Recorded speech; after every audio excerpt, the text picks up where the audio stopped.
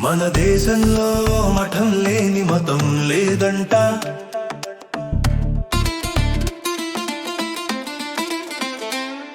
అదే మా జీవన విధానమంట.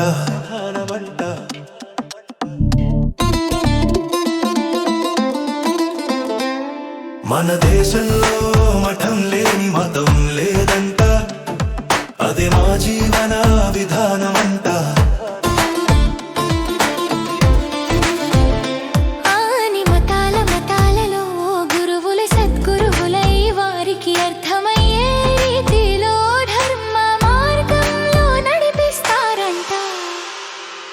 అన్నీ వదిలేసిన సన్యాసులకు అంతరాన్వరంటూ ఉంటారా? మన దేశంలో మఠం లేని మతం లేదంట.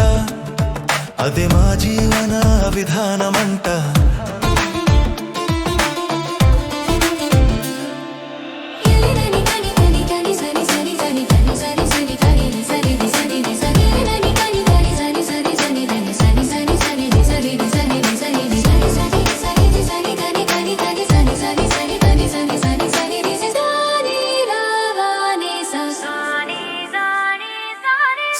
కులమున పుట్టిన సూత మహర్షి మనకు ఆదర్శమంట. మత్స్య కన్యకు జనించిన వ్యాస భగవానుడనకు పరమ పూజుడంట.